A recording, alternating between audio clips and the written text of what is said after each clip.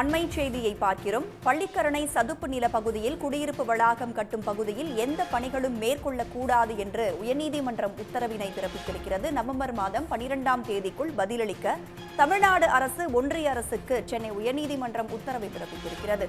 சதுப்பு நிலத்தை சுற்றி 1 கிலோமீட்டர் சுற்றளவுக்கு எந்த கட்டுமானத்திற்கும் தடை விதிக்கப்பட்டிருக்கிறது. பள்ளிக்கரணை சதுப்பு நிலம் விவகாரம் தொடர்பாக தற்பொழுது சென்னை உயர்நீதிமன்றம் உத்தரவினை பிறப்பித்திருக்கிறது.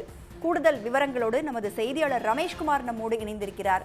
என்ன வாதம் விவாதம் முன்வைக்கப்பட்டது சென்னை உயர்நீதிமன்றத்தில், அதனுடைய உத்தரவு குறித்து சொல்லுங்க.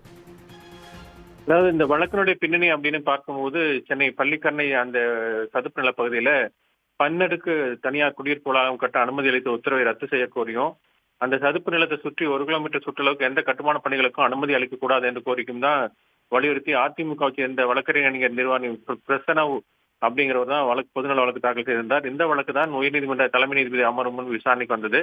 அப்போ மனுதாரர் தரப்பில் ஆஜரான மூத்த வழக்கறிஞர் ராகவாச்சாரி அந்த சதுப்பு நிலம் தொடர்பான வரைபடத்தை தாக்கல் செய்து அந்த வாதங்களை முன்வைத்தார்.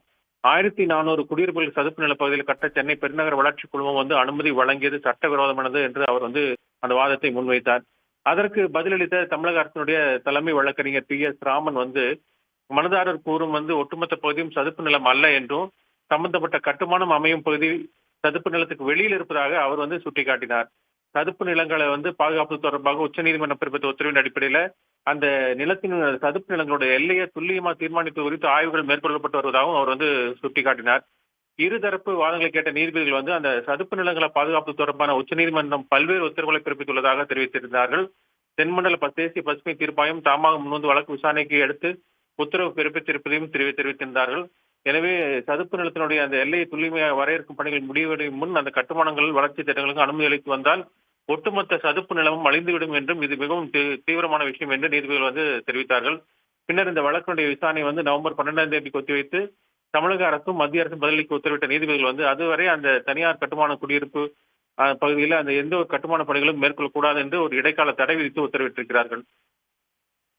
இந்த விவகாரம் தொடர்பாக நவம்பர் மாதம் 12ஆம் தேதிக்குள் பதிலளிக்க தமிழ்நாடு அரசுக்கும் ஒன்றிய அரசுக்கும் சென்னை உயர்நீதிமன்றம் உத்தரவினை பிறப்பித்திருக்கிறது. உத்தரவு தொடர்பான விவரங்களை பகிர்ந்து கொண்டமைக்கு நன்றி.